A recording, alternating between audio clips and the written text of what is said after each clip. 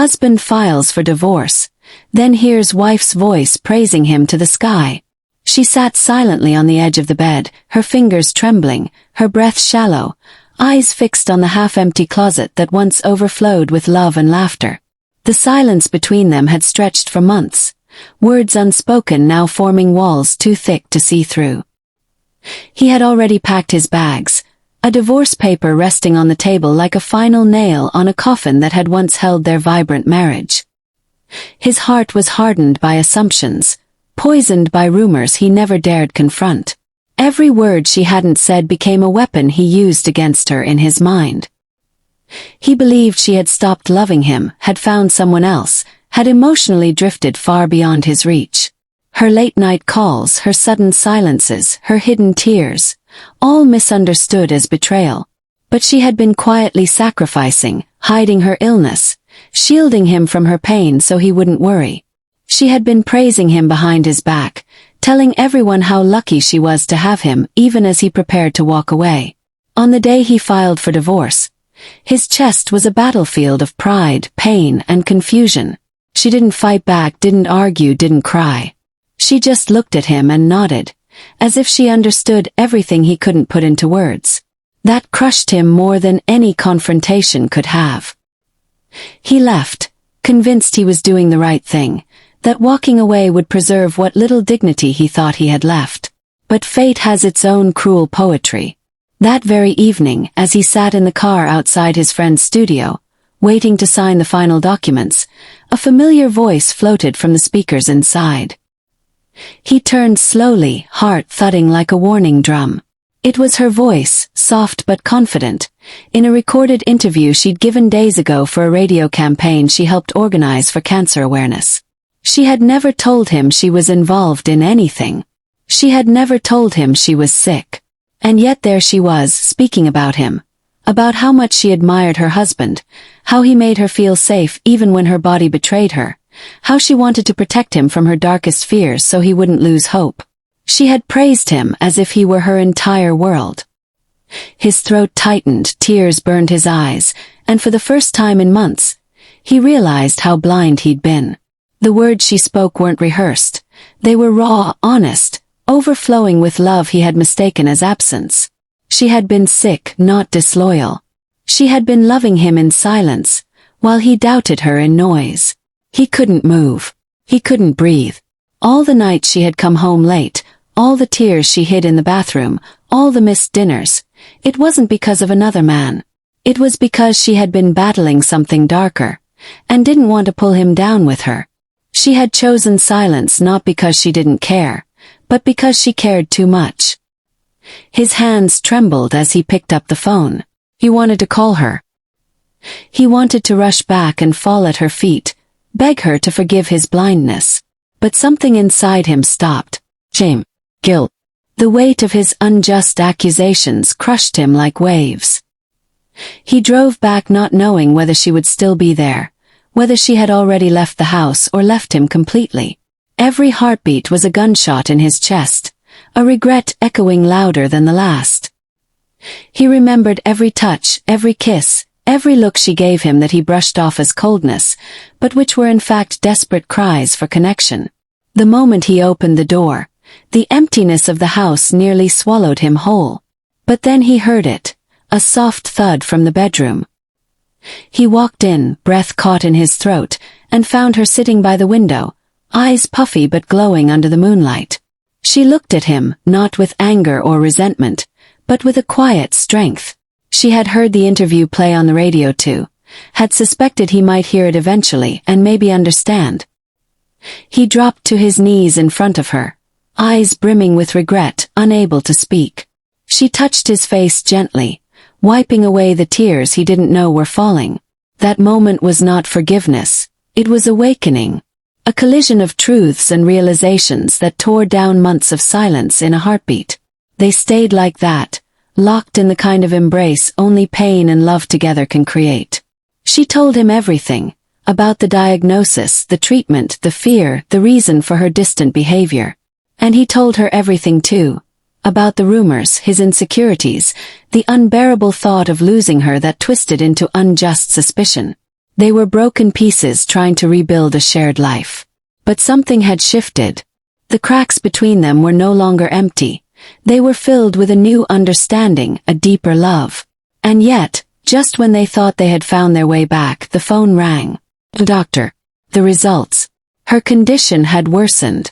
Time was limited. The world spun around him, but she held his hand with the same calm that once frightened him. She wasn't scared, not anymore.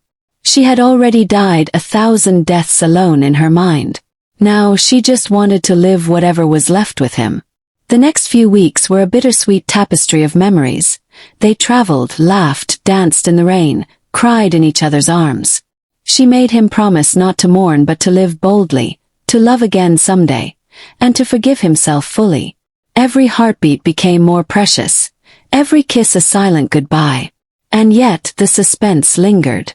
Was this the final chapter or just the beginning of another storm? Because love doesn't fade with time, it either heals or haunts. And this love was too fierce to simply disappear. And so the days moved like sand slipping through desperate fingers. The morning sun became gentler, as if afraid to touch her fragile skin, while he began memorizing every curve of her smile, every sigh that escaped her lips during restless nights. He cooked for her, fed her with trembling hands, tried to make her laugh like before. He watched her body weaken but her soul glow brighter. She wrote letters to him, but never let him read them yet. She said they were for after, and he would know when the time came. He didn't want after. He wanted more now. They slept holding each other, her head over his heart as if trying to sync her fading heartbeat with his. Their love was raw, stripped of all pretense, hungrier now than ever, not for the body, but for time, for memories, for every second they had once wasted in silence. But life doesn't offer mercy for regret. One evening, as she rested in bed watching the sunset, her breath grew shallow. He sat by her side, whispering stories of their past, trying to distract her from the pain. Her eyes fluttered with fatigue, and she smiled faintly, placing one hand over his. "If I don't wake up tomorrow," she whispered, "don't let your heart die with me. Love is meant to outlive us." He shook his head, tears choking him, refusing to believe the end was near. She was too full of life, too full of grace. That night, he sat beside her until she drifted into sleep, and for the first time since they reunited, she didn't wake up. The room felt colder than death. The quietness screamed. He held her hand long after her heartbeat faded, as if maybe his warmth would bring her back. But she was gone and he was still breathing. The pain carved through him like a firestorm. He didn't scream, he didn't cry at first. He just stared. Like something inside him had been stolen, and the world continued like nothing happened. The funeral was simple, per her wishes. No flowers, no tears, just love and music. He stood beside her photo, broken yet dignified, like a man trying to honor a woman he once misunderstood and now loved with a clarity so sharp it bled. Weeks passed in a haze. The letter she left for him sat unopened on the desk until one night, when the house felt too quiet, too empty, too hollow. He opened the first letter, hands shaking. Her handwriting danced across the page like her voice once danced in the room. Playful, tender, full of wisdom. She thanked him for coming back. She wrote about the joy of being seen before the end. About how she had never hated him, not even in the darkest days. Each letter pulled him deeper into her world, revealing pieces of her he never fully knew. But the last letter was different. Thicker envelope. Inside a note. And a USB. Her note said, "There's something you never knew. Something I never had the courage to say while alive. But now I hope it helps you understand everything." His heart pounded. He plugged the USB into his laptop, and a video began. She sat in the same spot by the window, weak but smiling. "I didn't just hide my illness," she began, voice soft. "I also hid the truth about someone close to you. Someone who wanted us apart." His breath caught. The video continued. She spoke about a friend of his, someone who had planted lies, twisted her actions, sent anonymous messages meant to destroy the marriage. Out of jealousy. out of old grudges. The betrayal was worse than death. He had believed the wrong person and nearly lost her long before her body gave in. He screamed, not from anger, but from guilt so deep it cracked something inside. He had been manipulated, fooled, and she had stayed quiet, protecting him even from that truth. She had known about the betrayal, but forgiven it silently, choosing instead to love him with what little time she had left. That was the twist that shattered him. The real enemy had never been her silence. It had been his blindness to the one pretending to protect him. The hunger in his heart now wasn't just grief. It was vengeance for what was stolen from them. But she had one last request. Don't let revenge become your purpose. Let this pain feed your strength. Share our story. Save someone else's love before it breaks. That's how you honor me. And so he did. He turned their tragedy into a mission. He began speaking at events, writing articles, telling couples not to wait too long to listen. He never remarried. But he never lived in sorrow either.